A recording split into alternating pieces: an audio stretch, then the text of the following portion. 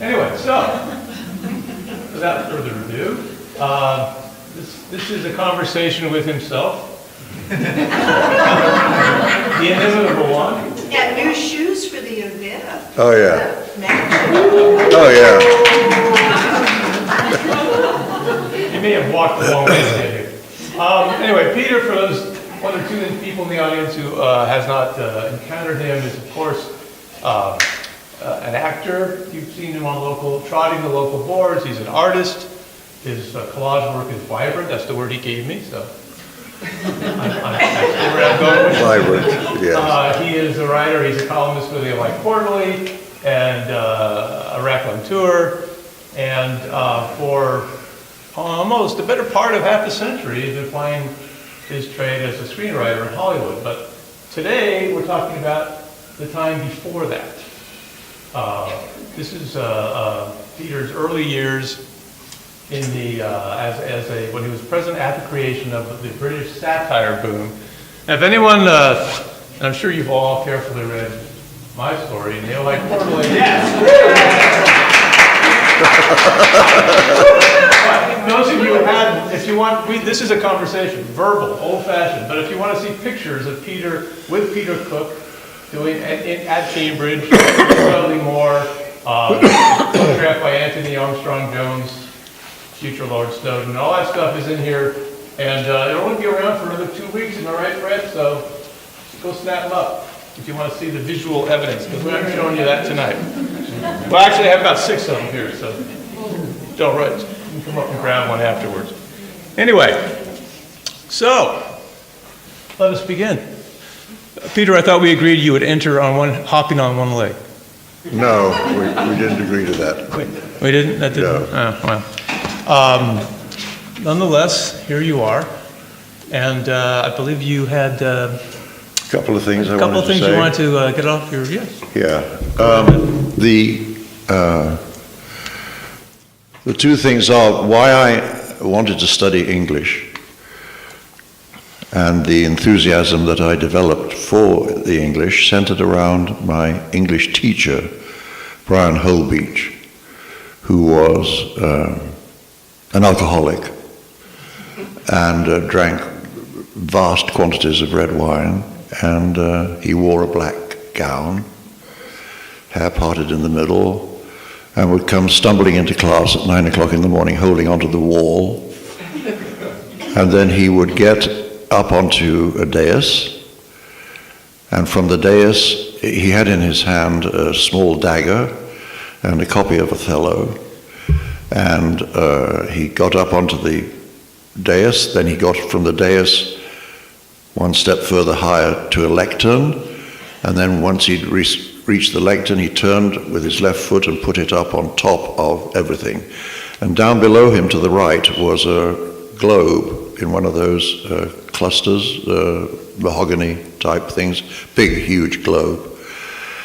And it was from this very precarious position that he started to deliver the final speech of Othello after he has killed Desdemona. And the speech goes something along the lines of, when you these deeds relate, speak of one who loved not wisely but too well, blah, blah, blah, blah, blah, and say at once that I grabbed this turbaned Turk and took him by the throat, the uncircumcised dog, and smote him thus. And he did this with his little dagger. That's what Brian should have said. What Brian actually said was, I took him by the throat and circumcised the dog, smiting him thus. Okay, so we're all in the classroom, we're all 14 years old, and two things happen, a number of things happen at once. One of the things is that half the class collapses trying to figure out how you circumcise a man by stabbing him through the chest. And the other half is reacting to the fact that Holbeach has tipped sideways into this globe, which explodes. And so they're all running forward to help him out and all the rest of it, and he gets up completely unhurt, spitting out bits of Brazil and Antarctica and so on. That's the reason why I became enamored of English and wanted to study Shakespeare and Keats.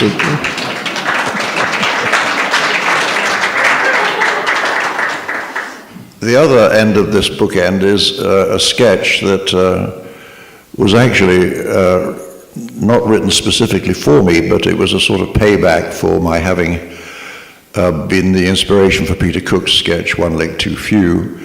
And this is a sketch where I am led out by carrying a huge book, and I'm positioned in front of a bright light, and I then begin. Good evening. I am blind, and yet I am reading this message.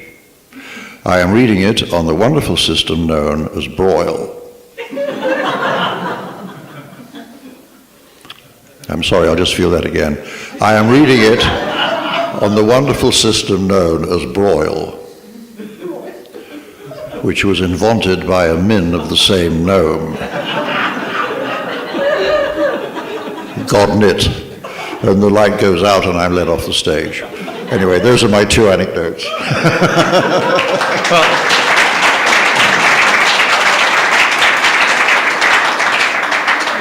Thanks a lot. You give us the big finish, now we have to stumble on. Prompting you along the way, and I don't mean to be impertinent, but are you not, an old Peterite? Yes. That doesn't mean a person named Peter of a certain age. Peter went to St. Peter's School in York. York. Guy Fawkes, I think, was one of your fellow... Guy Fawkes, yes, who tried to blow up the Houses of Parliament and failed. The history at the school is that he was a hero, but in fact he was not. He was hanged, drawn and quartered and buried in the yard next to York Minster. In pieces, no doubt.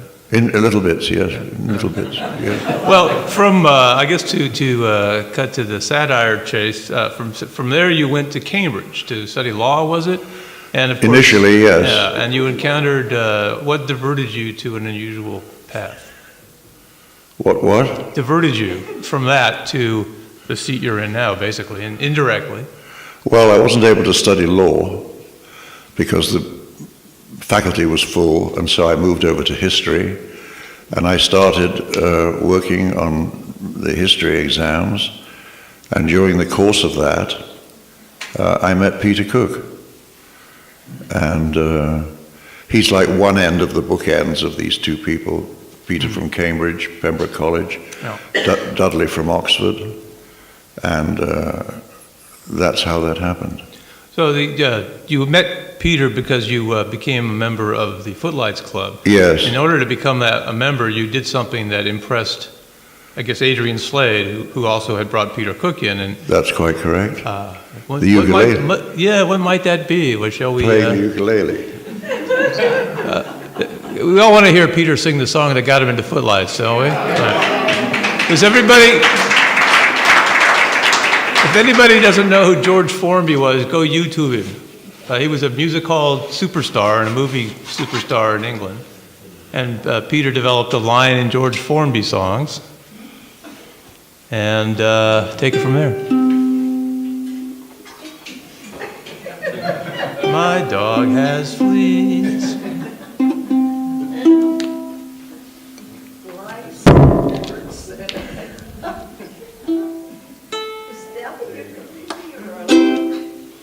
Ukulele, Paula. Okay. What's the matter with you? It's contagious.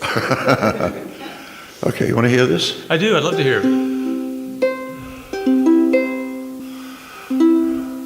Now I go cleaning windows to earn an honest bob. For a nosy Parker, it's an interesting job. Now it's a job that just suits me. A window cleaner you would be if you could see what I can see when I'm cleaning windows. In my profession I work hard, but I'll never stop. I'll climb this blinking ladder till I get right to the top. The blushing bride, she looks divine. The bridegroom, he is doing fine. Rather have his job than mine. When I'm cleaning windows, the chambermaid, sweet names I call. It's a wonder I don't fall. My mind's not on my work at all. When I'm cleaning windows, I know a fella such a swell. He has a thirst that's plain to tell. Seen him drink his bath as well. When I'm cleaning windows, in my profession I work hard, but I'll never stop. I'll climb this blinking ladder till I get right to the top. Pyjamas lying side by side, ladies' nighties I have spied. I've often seen what goes inside when I'm cleaning windows.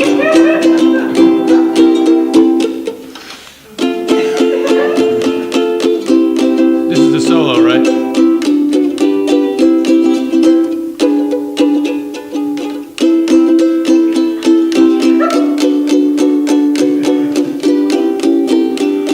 I know a fella such a swell, he has a thirst that's plain to tell. Seen him drink his bath as well when I'm cleaning windows.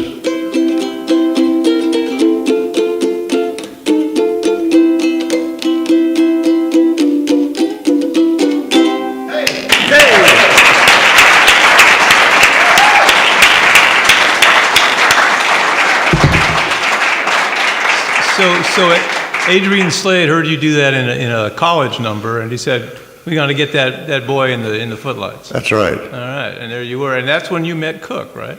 Yes. There goes your water. Yes, that's when I met Cook. And Dudley later. Well, how did you and Cook hit it off? Well, he came to the he was part of the Footlight show that I was in. Last Laugh, right? 1959. Last laugh. Well, at the smoking concert, we did One Leg Too Few. Now, how did that skit I come premiered about? One Leg Too Few I know. How did it come about?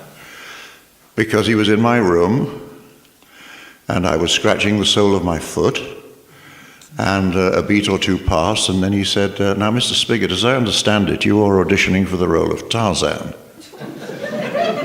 And he took it from there. Took it from there. So, Did I get a check? No, I did not get No. a check. well, this just rolled out of him, right? People say he didn't have to work hard it just came out of him. Well, John Cleese Skits. says that. He says that he and Graham Chapman take a whole day to write a sketch, and Cook can write a 3.5-minute sketch in 3.5 minutes. What was it about him that do you think that made it? Well, I don't know. I mean, in some respects, he felt that it was a tragedy, or his wife, Wendy, did, that he was actually trapped by the characters that he had created, all the voices that he had created, so that he'd reached a point where he didn't really know who he was. And the only way that he could get any coherence at all out of what he was by continuing to perform these sketches. Which he did until the end, I suppose. Until he died of cirrhosis of the liver. Only 57. Well, we're at the sad end, but we're still in the happy beginning. Oh, good. So let's set up the satire boom. So it's late 50s in England, and this is post-Suez. I mean, what set up the circumstance that led to this explosion of satire that you were sort of present at the creation for? Well, I don't know. I think it had a lot to do with Macmillan. Harold Macmillan. Harold Prime Macmillan. Minister. You know, because Macmillan was this sort of, Peter and Jonathan and Dudley and Alan Bennett never ever really thought that they were doing something called satire. They were just simply reacting to the social conditions that prevailed at that particular time. One of which was Macmillan, who was Prime Minister and had a particular way of speaking. And Macmillan's principal speech was turned into a sketch by Peter and done in Beyond the Fringe. And Macmillan came and saw the show and loved it. Yes, but I hear. Well, we're getting a little ahead of ourselves. You met Peter Cook in the Footlights, and you're both in the club and doing skits and so forth. And then around 1960, you met Dudley Moore. He was from Oxford, right? But Right. You opened a a club room and he came and played jazz? Yeah. So how did that work? Well, the club room was in Falcon's Yard, and he would play after the Footlights Review show was over. Jazz? Jazz, yeah. Jazz, women. Women? Crowds of women. Oh, Cuddly Duck. I wanted it to be him. I wanted to be that person Yeah.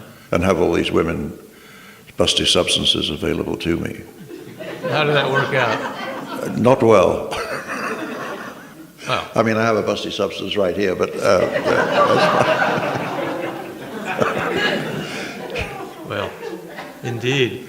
Well, all right. So now you've met Dudley. You weren't probably as close to him yet, right? He's playing the piano. right. And this is 1960. So some impresario puts together Cook and Moore and Jonathan Miller and John Bassett. Oh, that was the impresario. Yeah. And Alan Bentley was the other one. So 2 Cambridge, 2 Oxford, and they go up to the Edinburgh Fringe Festival. Right. And what happened? They were an instant hit. Yeah. All the critics rushed out of Edinburgh back down to London and wrote rave reviews of the show. And within 5 seconds, the thing was running in London. Just like that. And has anyone, I think someone's here who saw it in New York. Diana. Anyone was, any London veterans here in the early 60s? You never know. Well, other than Sarah. Did you see Beyond the Fringe at the Fortune Theater? I was actually too young. Oh, of course you were. You were a million Well, years old. some people's parents drag them to the theater when they're too young. So it could have happened. But anyway, never mind that. Shall I play? You want me to play my other tune? Yeah, you have only one more? Yes, let's have it. You want it now? Yes. You can do another one later, the same one. I'm a-leaning on the lamp.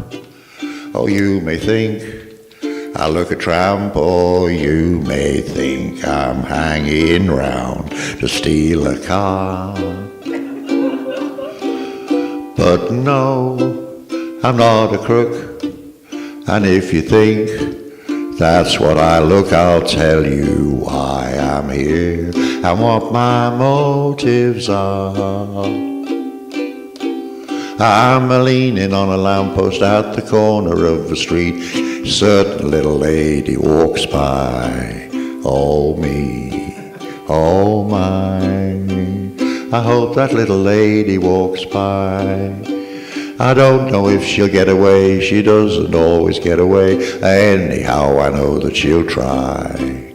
Oh me, oh my.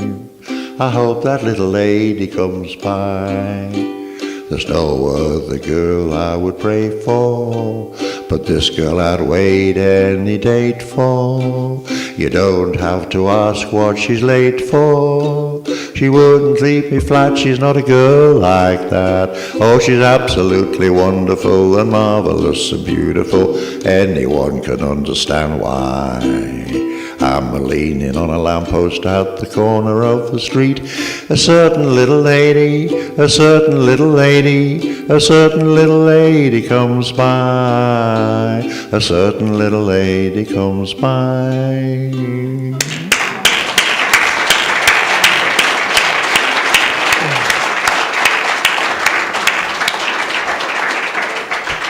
Okay, trivia question. Now, that was another George Formby song, but who can tell me what British invasion group had a hit with it? Herman's Hermits. Correct! Len Clave, text a free copy of the Ojai Quarterly coming What is your it? way. What is it? Herman's Hermits. Oh, Herman's Hermits, I have yes. the single of that. Yeah, Peter Noon. Something tells me I'm into something good. Yes, You don't happen to know Winchester Cathedral, do you? I do not. I'd love to hear you sing that one.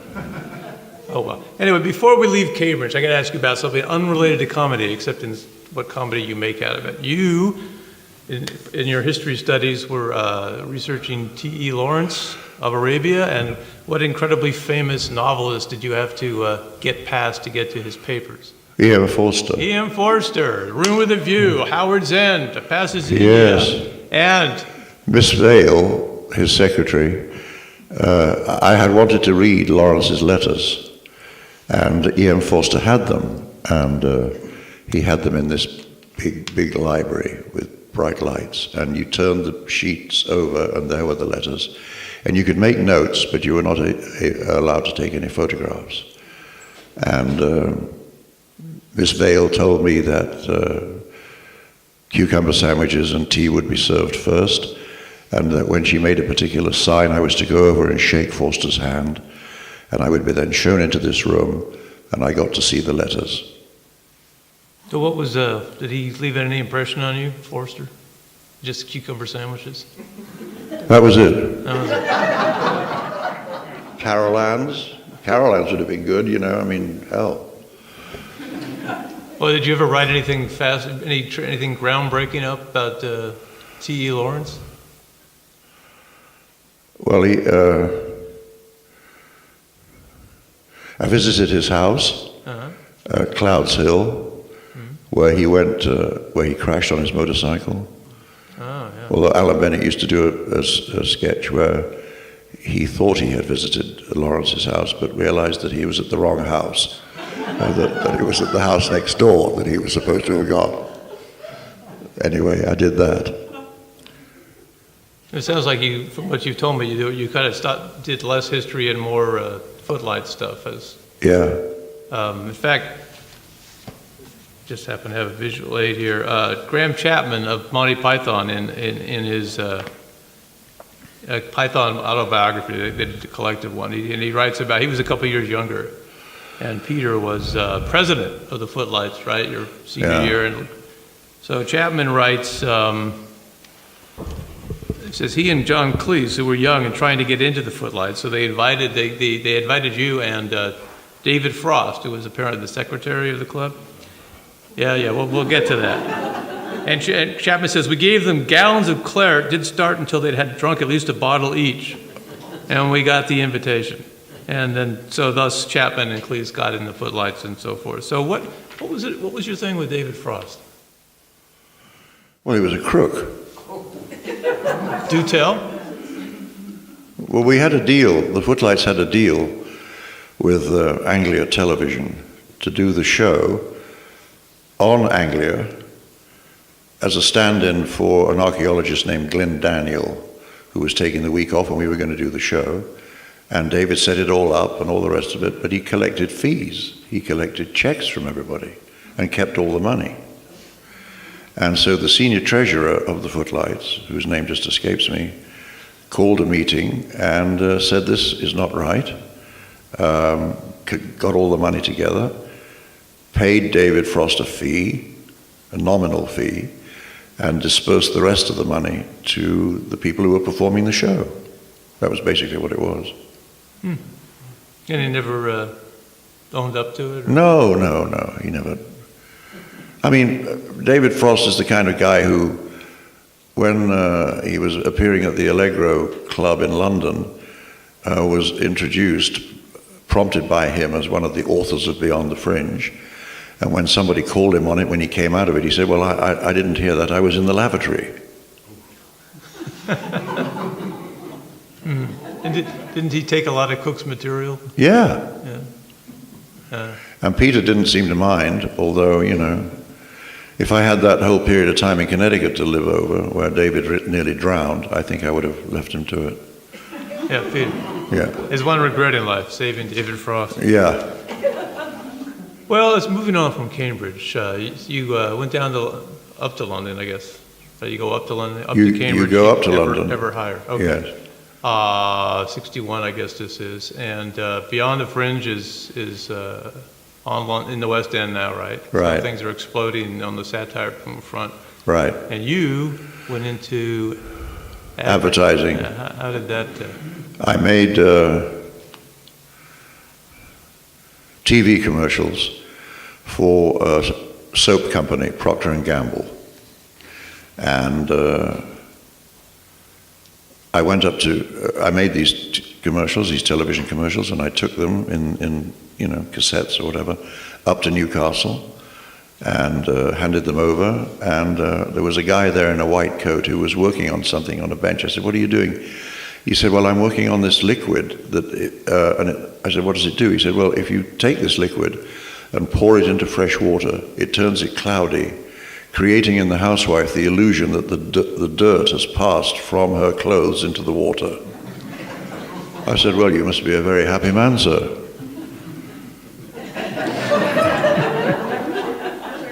Yeah. Now this is the Mad Men era, and you were making good money. Were you loving it? Or Yes, what? I was making very good money. Oh.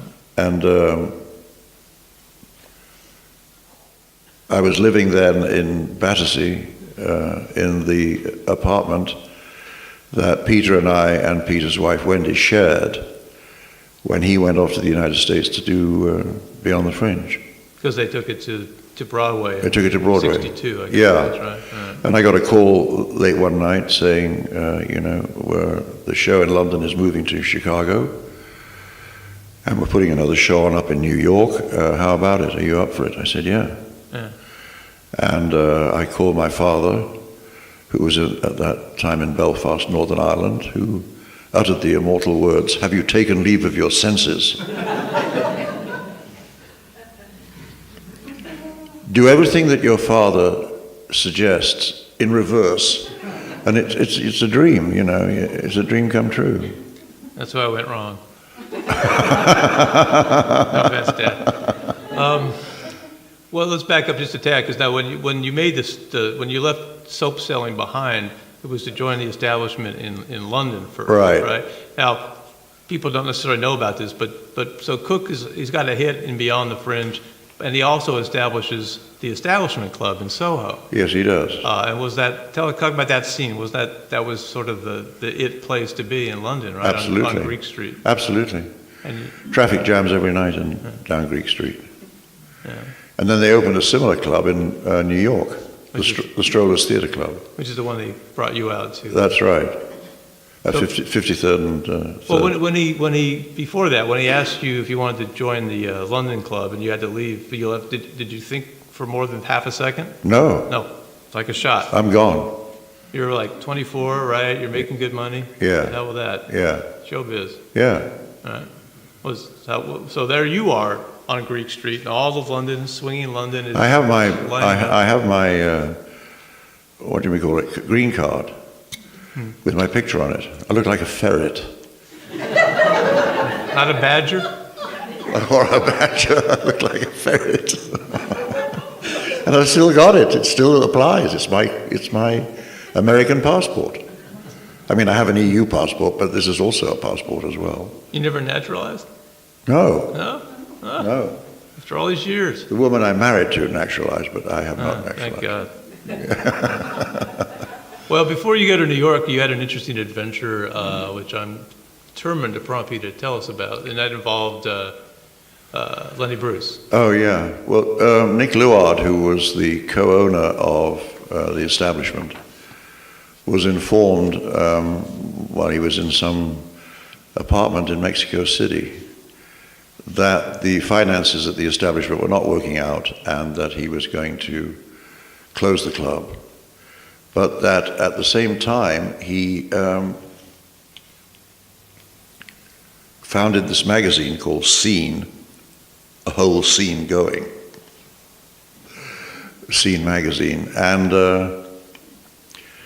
attempts were being made in those years to get Lenny Bruce over to the United Kingdom. And the only way that it was possible to do it was to have him fly into Dublin, get in a limousine, cross the border, and then go to Nuts Corner Airport, Belfast, and take a local plane in from there to London. And I was sent out there by Nick to meet Lenny, who was a darling. He actually, on Good Friday, he had some trousers that were way, way too long. And he said, no, I have to get these fixed. I need to get these. And I said, it's Good Friday. We're in Dublin, Ireland. Hello. He came back an hour later with the trousers done. And I never ever figured out how he did that. And whenever anybody was called to the room with a teaspoon, he always gave them £6 or £7. I mean, he was a very generous guy, lovely man. Lenny Schneider. So you found him lovely person. I mean, he's a little bit different on stage, I guess. Yes. Well, he's more radical. Yeah. Indeed. Well, this escapade made international news. Here's a quote from the New York Times. Mr. Bruce was met in Dublin yesterday by Peter Bellwood, a writer and performer at the establishment. Early today, they hired a car and drove across the border at Belfast. This is the New York Times. Yes, They're tracking you. Yes, yes. But then they got deported again, so it didn't work, right? Right. Yeah. And then 6 months later, you took your own plane to New York. That's right. And that was the rest is history. So now you're in New York, right? And you're in the establishment, which is a Peter Cook part of his empire. And he's in Beyond the Fringe, which Diana saw, right, on Broadway. And you guys, it's sort of British quartets are taking over, it seems. I mean, what was that? How did you find New York as a? I love New York. Yeah. I wanted to move there and live there immediately. And I still feel that way. I'm happy to be here. Well, happy to have you. Well, what were you were hanging around? Now Dudley Moore is still in Beyond the Fringe, and you got close to him at this point, right? Because you were hanging around with jazz guys like Paul Desmond. And Yes, so forth. yes. What was some of the? What was the scene like in New York as you saw it? From Well, Paul always wanted to be. Paul, much to my amazement, always wanted to be a writer. Huh. He said the only thing that really concerned him was that he was having to waste time doing this dribble saxophone stuff. This is the guy in the Dave Brubeck quartet. Yeah. Da da da da da da da da. Yeah. We all have that song in our brains. He didn't. He said, eh. He didn't like it, you know. And he also lived at 55th and 6th Avenue when the Beatles came to town. Another quartet. And we would still have dinner at the ground floor, but everybody outside on the street was waving up at this window where Ringo Starr was leaning out, waving to everybody. So what was it like to be a Brit in New York when the Beatles hit? I mean, didn't that boost your cachet just a tad? I killed him. No, it was fun actually. You know, I went to Shea Stadium. Did you really? Yeah. Wow. Did you not know that? I did not. I went to Shea Stadium for the concert, 62,000 people. They arrived by helicopter, little tiny dot flying down to the stage, then these four tiny figures get out and jump up on the stage and start singing. And I'm just surrounded by medical personnel handing down young girls to the infield. Did you actually hear anything they sang? I always... No, not a word. Nothing but screaming. No, just screaming, yeah. So, but I was there. But you were there. Yeah.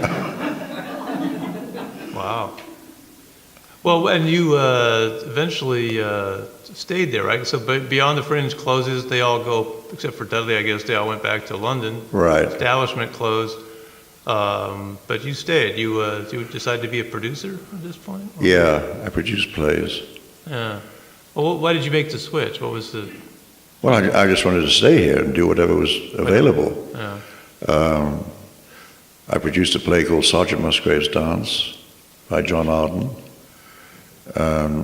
Mike Nichols directed The Knack for the establishment. How did you get... Mike Nichols was the hottest director on Broadway. How did you guys get him to do your little off-Broadway? Oh, well, yeah. Because everyone knows off-Broadway theaters are just rolling in money. Right. Well, that was it. So The Knack made a star of George Segal, right, the play? That's right. But Sergeant Musgrave did not make a star. Musgrave. George Segal, however, was also the guy who was originally was cast by Blake Edwards in 10. Oh, yeah? Yeah.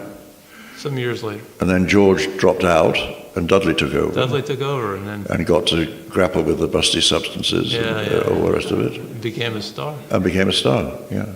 Well, getting back to you, Musgrave, so that failed to make a star of Dustin Hoffman, right? Because he was fired in That's right. What did he do wrong? Well, he was worried about the fact that he couldn't do a Cockney accent. Okay. This was before anyone had ever heard of Dustin Hoffman. And Americans, wrongly I think, believe that if you can't get the accent accurate, it's not valid, which is rubbish, you know. So he would call at 2:00 in the morning and say, "How's this?" And then he would redo his speech for me. I'd say, "It's good, Dusty, go back to bed." And then he was eventually fired by Stuart Burge, who was the director. And an actor named Terry Lomax took over the part. And of course, it ruined Dustin Hoffman's career. Oh. Have you heard of him since? I haven't heard of fucking... He's a little guy, right? No, nothing. Well, that all came out of the establishment. It's interesting because Joseph E. Levine was one of the partners, right? And then he produces The Graduate, and Mike Nichols directs it, and Dustin Hoffman is still 2 years later, he's like the biggest star in America. Still can't do a Cockney accent. He did. We auditioned a musical I wrote called Gantry with Robert Shaw and Rita Moreno for Joseph E. Levine, who danced around the room while Stan Lebowski was playing one of the songs. Lebowski became the key director for Cats on Broadway. He's dead now, but back then that's what he was doing. And we had flown, Honor White, who directed Oliver on Broadway, flew to Granada to sign Robert Shaw to be in Gantry. This is based on the Sinclair Lewis novel, Yeah. Elmer Gantry. Yeah. All right. And you wrote the book. he did. You wrote the book for the show. I wrote the book for the show. How did you wind up writing a Broadway musical? My agent found me the job. Good agent you had there. Yeah, good agent. And on that shoot, another local boy here, Malcolm McDowell, and Robert were playing two soldiers who were on the run, accused of a crime that they didn't know what it was. And the opening day shot, it was the first day of shooting.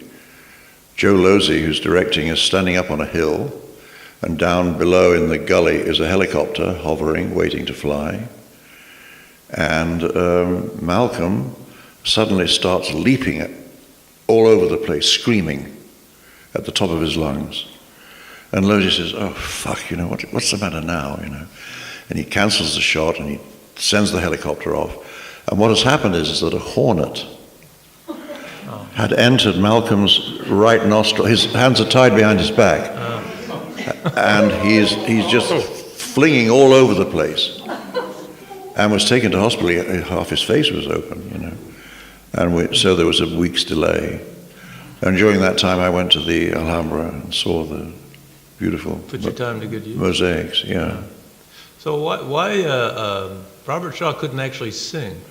Robert Shaw could not sing for toffee, but he was fantastic to look at. There's a song he used to sing called "You Got to Play Ball with the Lord," and he was great. But he would never wear a Vega mic, and so consequently nobody could hear him. A drawback. That is a drawback to a singer. If you cannot be heard, think of something else to do. So therefore, Gantry did fail to win the Tony that year. He did not win the Tony that year. No. No. But meanwhile, you were working in TV. Oh, Rita Moreno. She could sing. Rita Moreno was a great singer, and I loved her when she won an Oscar for West Side Story with Chita Rivera. And when she came to rehearse the show at the Ansonia Hotel at Broadway and 73rd, I congratulated her, and she said, it's a mixed blessing. I said, why? She said, well, because the only scripts that I'm getting these days are scripts in which I have to say the line, "Your people have stolen my gold." So I said, well, that is a bit of a drawback. I hope Gantry does more for you. It didn't. But, alas. Yeah. So she was the Amy Semple McPherson character. Yeah. Well, Sister Sharon. Yeah, well, she's done all right. Yeah, she's done all right. So did Shaw, as far as that goes. All right, so Gantry did not win the Tonys and sweep you off to a career as a Broadway writer, but meanwhile you were writing this Anne Bancroft TV special, right? How did that? Anne Bancroft. Annie Bancroft. Annie, the women in the life of a man. Right, and that was on TV like 4 days after Gantry opened. Yes. Right? So it was all happening. Or as we call it, closed. Close. Well. Yes, it all happened on St. Valentine's Day, 1970. But as Peter points out, 4 weeks of previews first. Yeah. So, And we had strongly advised Joe Cates, the producer, who was walking around on opening night at the George Abbott Theatre, saying, we can't afford a half hit. We can't afford a half hit. And I said, it'll be all right, Joe, just relax. Anyway, a week later, they were knocking down the George Abbott Theatre. oh my God, that's what you call a bomb. George Abbott was 100 years old, and they were knocking down his theatre. Poor guy. And I said, Joe said, no, it's nothing to do with you, that this was scheduled anyway. I said, oh, fine, thanks. It's a bit of an overreaction. So, did they ever put a poster over at Joe Allen? They always put posters of the shows that don't do so I well. think there was a poster of the show, yeah. Always Yeah. a proud moment when you Yeah. see your poster at the wall at Joe Allen. Yeah. Where you met your first wife, right? I mean, Joe Allen's, Joe yes. Allen, right? Pamela. And hanging around Sardi and all this. I mean, you're doing the whole.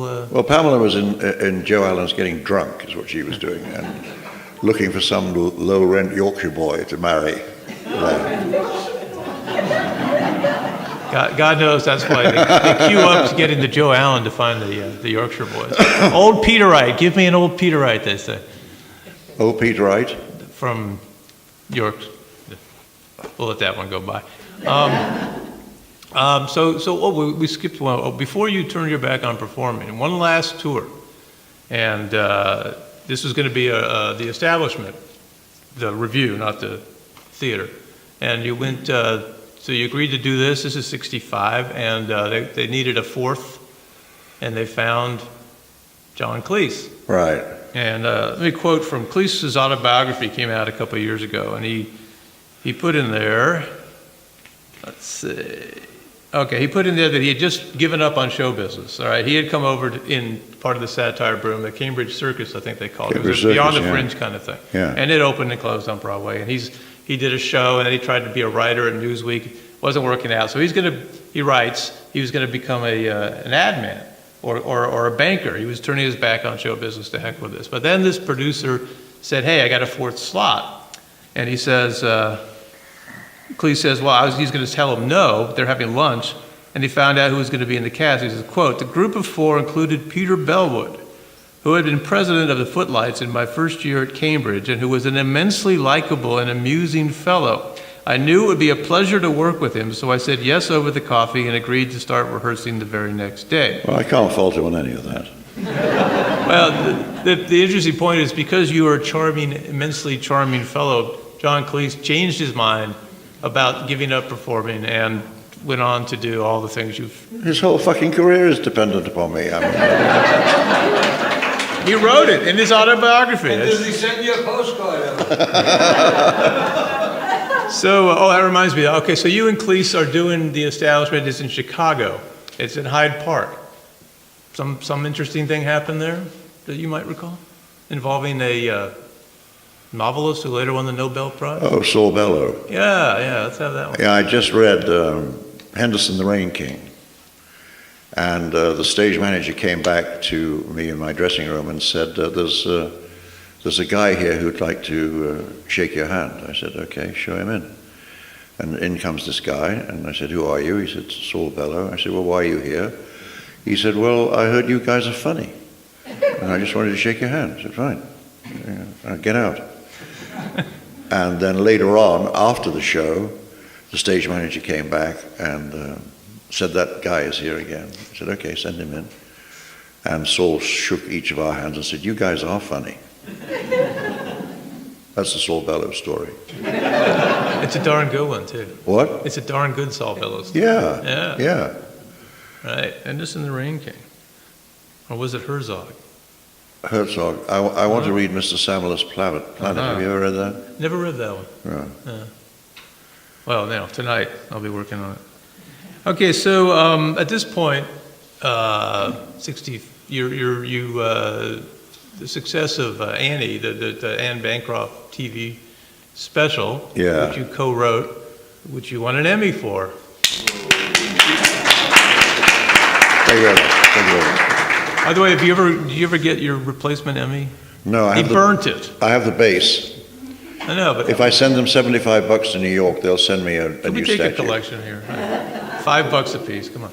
Well, I want Lucy to have it, my daughter Lucy. Well, yeah, you should get one. I will. All right. I mean, I'm not going to do it now, Well, but I will eventually. Well, we'll have you back when you have it. Okay, fine. And when you've learned 2 more songs on the ukulele. Right. So this is the point at which the satire boom story is kind of going to end, because you then flew off to Hollywood, 70, 71.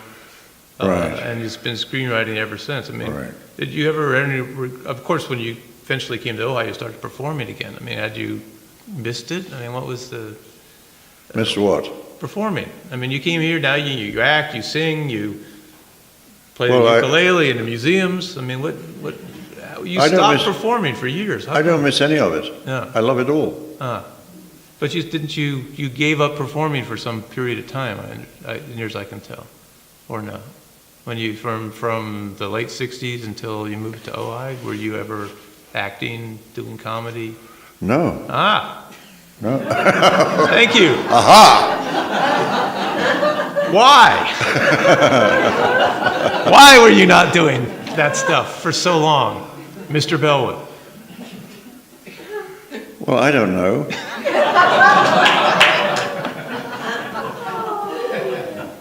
Did you ever audition for Tarzan at any point? Yes, Tarzan. No. Well, all right. What led you to start up again when you got to Ojai? This is about 92, so as I understand.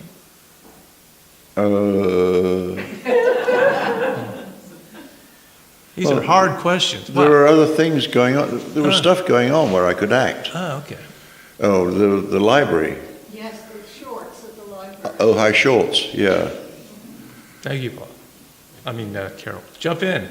I'm poking you here. I'm Pete. What short? Yes. I'm Peter. Yes, an old Peter. You're right. Mark. What? That's Paula there, and Sarah.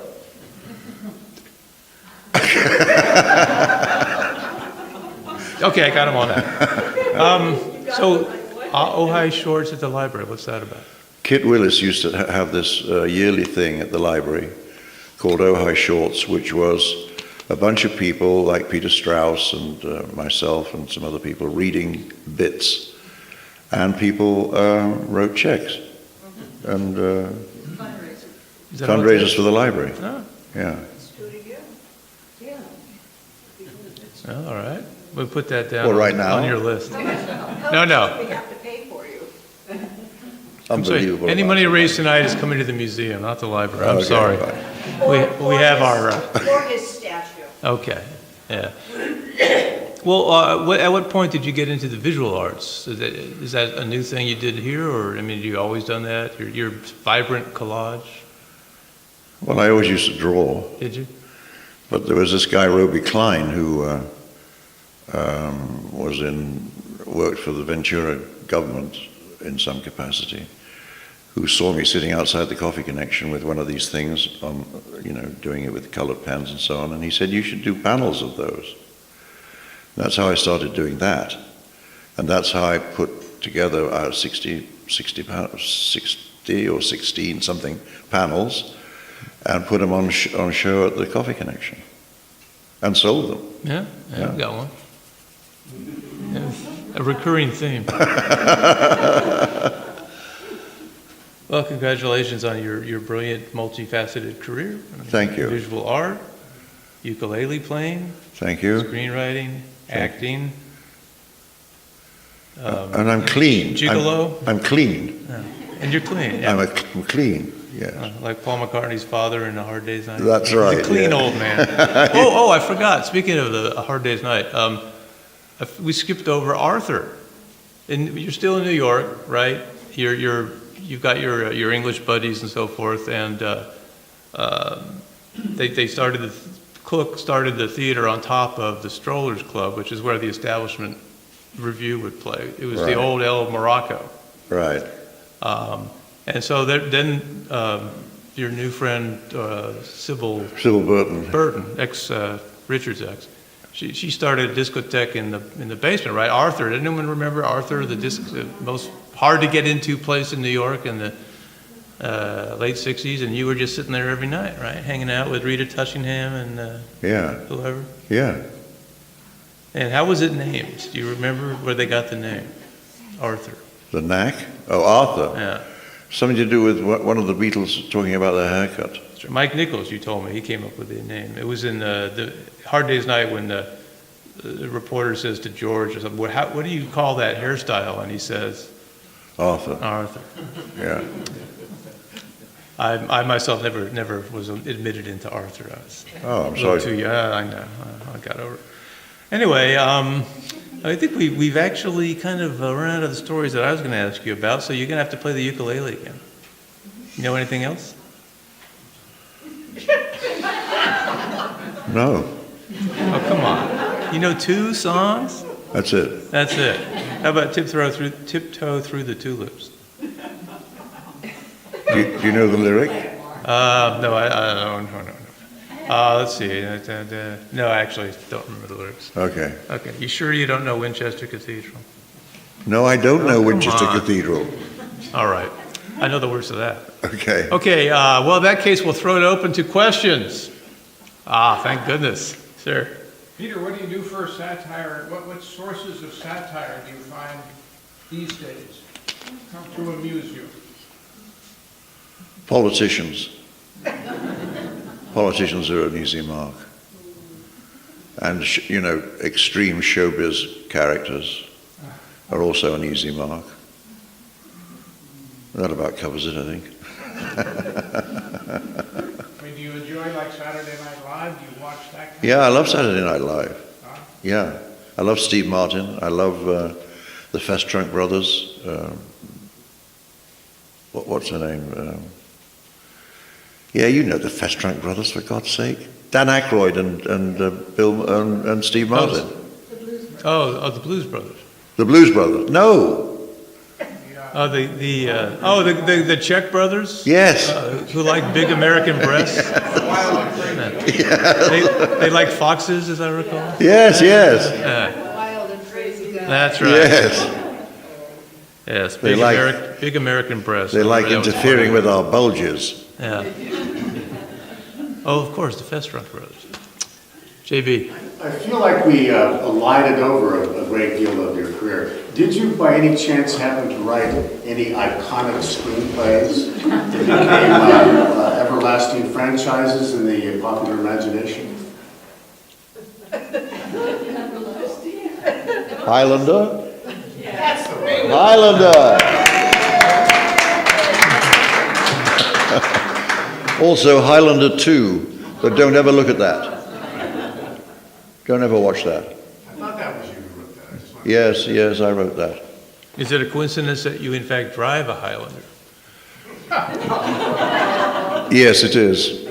Actually, I'm going to refurbish the Highlander. I told Sarah this at some point down the line when buckets full of money come in, and recarpet it and redo the whole of the inside and give it to Lucy, my daughter Lucy, who can bask in the glow of having her father's car, which he bought when Highlander was originally in release. That's nice, isn't it? Very nice. What? It's lovely.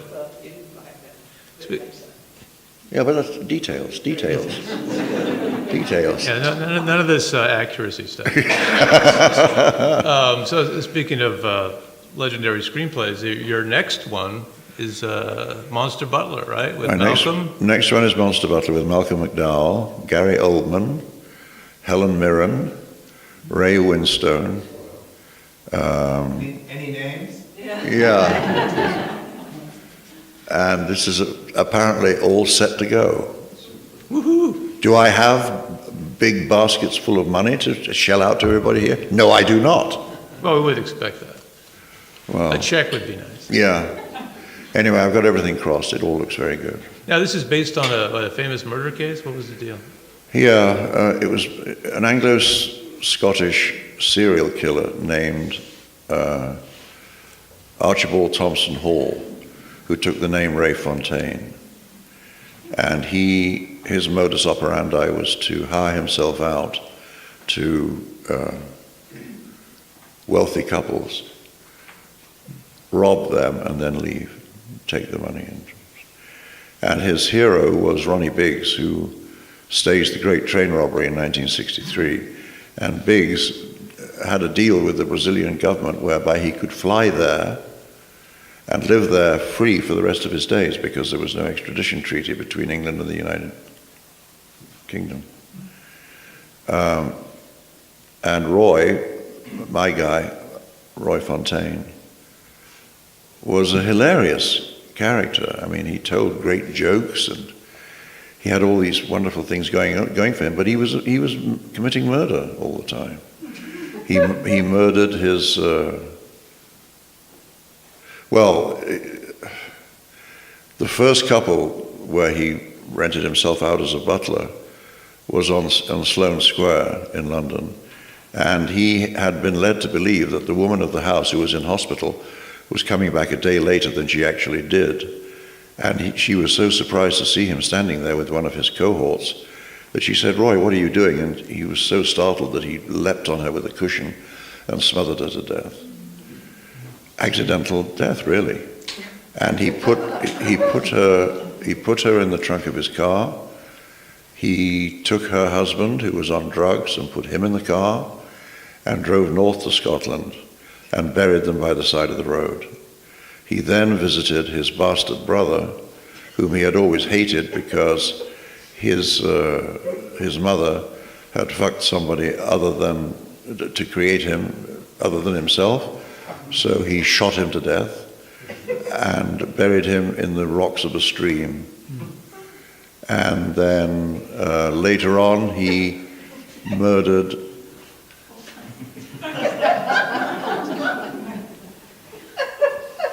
So the film is a comedy. It's a farce. Later on, I've lost my place now. He just killed somebody. What? He killed. He killed the prostitute he killed the woman who was running the prostitution rings in Soho, which would be played by Helen Mirren, and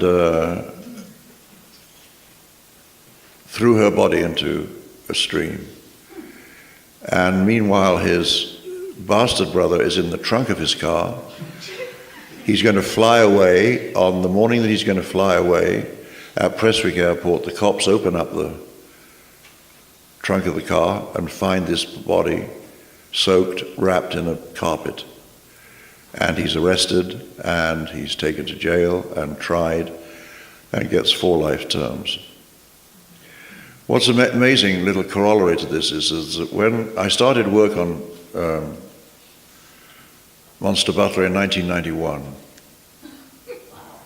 and sometimes with these movies, Lawrence Kasdan, who wrote The Empire Strikes Back, the sequel, he had a movie called My Bodyguard with Kevin Costner and Whitney Houston, and it took him 12 years to get that on, to actually have it in release. So, I mean, in the case of Monster Butler, the same thing applies. But I started work on Monster Butler in 1991, and the BBC had sent a crew out to my house in Ojai here to do a documentary on Peter Cook. And I did the interview, and that was all fine. And the sound man is wrapping up the cable, and he happens to see a copy of the screenplay on the coffee table where it says Monster Butler. And the guy looks at it and says, "Oh my God, is that the story of Roy Fontaine?" I said, "Yeah, do you know him?" He said, "He died this morning in Portsmouth jail, 4 o'clock in the morning." And I had this wonderful fantasy that as I wrote the words "fade out," Roy just went under. Yeah, that's power. Yeah, I got a burner right now. You better watch that. You keep your pen in your pocket. Oh, that reminds me of. Oh, wait. Yes. Sarah. Oh, not to objectify you, but have you ever had a modeling career? A modeling career. Yes, I did briefly. I did commercials in London. Oh yes, Cambridge, for a German photographer whose husband, Chadwick Hall, was responsible for getting the thing going and so on. And she took my photographs, and I'm standing on a punt on the River Cam in Cambridge with my pole. And what you're supposed to do with a pole is not let go of it. And I didn't, but the thing is that when the shoot was going on, I actually did, and I fell in the water, and I had to be completely reclothed. Anyway, that was that story. And that subsequently appeared in a German magazine, as well as Gentleman's Quarterly. As you falling into the drink? That was, Yeah. Of course. Yeah. I see why your modeling career continued. Paul? One of my favorite comedies is called The Bells of St. Trinian's. Oh, it's lovely. Peter Cook, who wrote that, and was John Cleese in it, and who played all the multiple roles?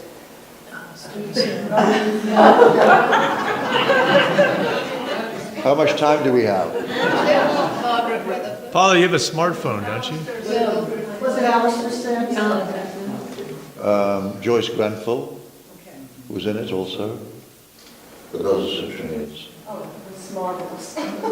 We were talking about satire, but I think that predated some of the satires that you were. Absolutely. Yes. So that was that the really beginning of that type of comedy? Well, I guess you could say so. I mean, I don't know. What? The Goon Show? The Goon Show, yes, is a very good example. I loved it as a teenager. Yeah. Me too. I wanted to ask you, I forgot about this. When I was frenetically Googling your name, and in the New York Times, another New York Times item came up when you joined the New York establishment, the Peter Cook thing there, and they said, the next day in the New York Times, a new troupe, quote unquote, took over the establishment last night. Peter Bellwood does fine as a straight type who tells the sad tale of how heterosexuality brought his downfall. I wonder if you could elaborate on that just a tad. Well, it's the confessions of a heterosexual. Heterosexuality is an ugly word. I can't remember the sketch. And apparently you wowed them I wowed them with in it. October 1963, when it was perhaps fresher in your mind. Yes. Yes. How about your short-lived modeling career of instant teeth? Of what? Remember that? Instant One teeth? day teeth? Oh, Oh.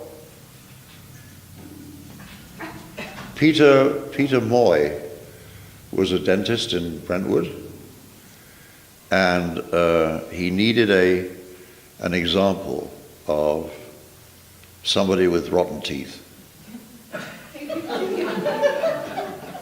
And guess what? No.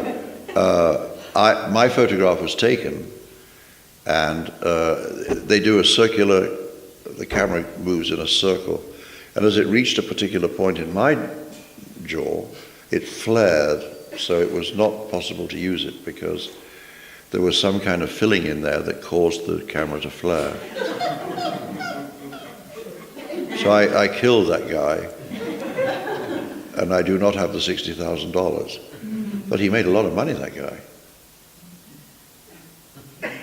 You killed the guy. And your name is? What? We should check the trunk of your Highlander, perhaps. Michael. In your time in Hollywood as a screenwriter, what was your worst experience? Oh, God. How much time do we have? 20 minutes. My worst experience was working for two producers named Peter Davis and William Panzer on a movie called Steel. And actually, they lost a stuntman on that shoot.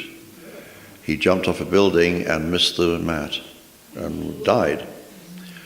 But the thing is that we didn't like being with these guys. They were, they weren't really so much into the excitement of it all and the thrill of it all as we were. And so we just moved away and did other things. The story about the time, I think you and Sarah went to Bora Bora with Dudley Moore.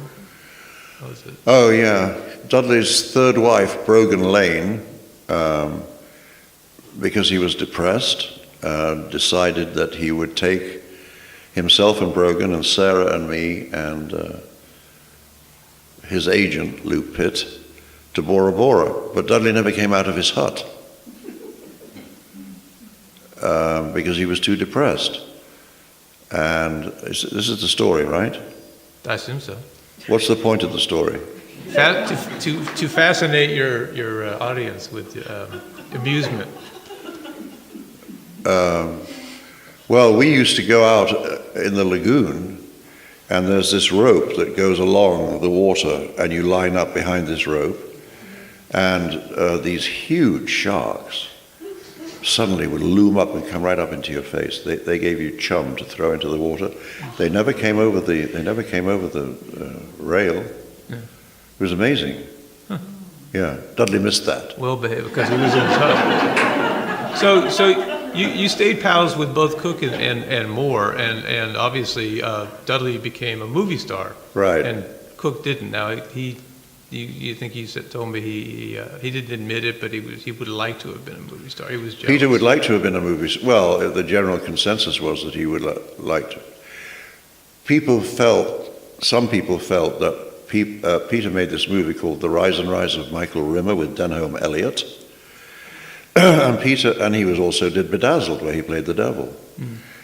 He didn't have that thing that Dudley's a real kiss-ass to the audience, you know, that's why they fall in love with him, is because he makes himself adorable to them. And Peter didn't have that quality. He never had that gene. And at the time, people wondered whether he resented the fact that he was alone over here holding his dick and Dudley's over there with 65 women and a lot of money, you know. It would have got my attention too, you know, so... Indeed. Well, so Peter died in his 50s, right? But Dudley died young too. Is it kind of like a sort of a 57 and 66. Yeah, kind of a sad denouement a little bit. Now his stardom had kind of faded after a certain point. Dudley's, right? I mean, there was Arthur and Ten and. Yeah. And Bora Bora, his agent Lou Pitt used to get the trades every day and read them on the beach. And recommended to Dudley a chain of projects that were, each one of which was worse than the one before. So consequently, his career kind of petered out. Yeah. Mm. And then he had a debilitating illness, right? So then he got supranuclear palsy. And Rainer Fruchter, who was this genius musician, founded an organization called Music for All Seasons, and Dudley became the spokesperson for that. And I was actually in New York, staying at the Mayflower Hotel on 66th and Central Park West for his 66th birthday, which was supposed to be a surprise. And I was actually writing copy for Lauren Bacall, who was in the Dakota, 4 or 5 blocks north of where I was. Lucy did a drawing, actually, of the Statue of Liberty, which I still have, which is lovely. A woman holding. And Lauren Bacall kept complaining about the fact that I was late getting copy to her. And I basically said, well, you'll get it when you get it. And she called me an arrogant bastard, I think were her actual words. And it all ended up fine. But it was supposed to be a surprise. And Dudley came out of his dressing room just as I was appearing, and he said, what are you doing here? And I said, well, I'm here for your surprise birthday party. Wow, you are an arrogant bastard. Yeah. And I went out onto the stage. I wanted to play Carnegie Hall because of Benny Goodman's tune, Sing, Sing, Sing, on which Gene Krupa has one of the great drum solos of all time. And I just loved it. And that's why I went out onto the stage of Carnegie Hall. But I told this joke about Winston Churchill, where he's sitting at a dinner party next to Lady Warwick, and he's about to rise to answer a toast that has just been proposed to him. And Lady Warwick leans in close to his ear and says, Sir Winston, your fly is open.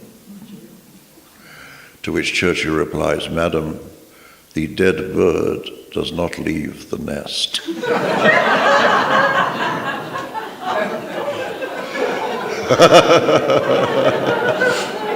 Churchill, man, he got it. And what did he say to Lady Astor? She said, if you were my husband, I'd put poison in your tea. Yeah, if I were my husband, I'd drink it. Yes. If I was your husband, I'd drink it. Anybody else have any questions, Stuart? Going well, Peter. Thank you. Thank you very much. Love you, mean it sincerely. Thank you very much. Thank you, stage manager. What about your daughter? What about her? Everything. I mean, the creativity that comes from you and Sarah. That's Oh, poured into. it's beyond words. Okay, then forget it. Yeah, because we're all about words here today. Sorry. No, Lucy's doing fine. It's up in Portland, right? Huh? Up in Portland, adventure cartooning? She's in Portland, adventure cartooning. What is adventure cartooning? I know that's what her website describes her as adventure. It's cartooning, which is an adventure, Mark. Well, you're a tough interview. Yeah, I know. Anybody else? Here he is, folks.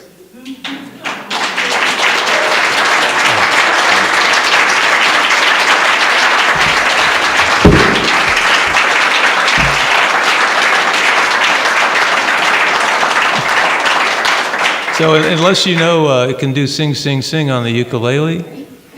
No? I can't do sing, No. sing, sing on the ukulele. Not even Gene Krupa could do that. All right. Well, thank you so much for coming, and thanks, Peter, again.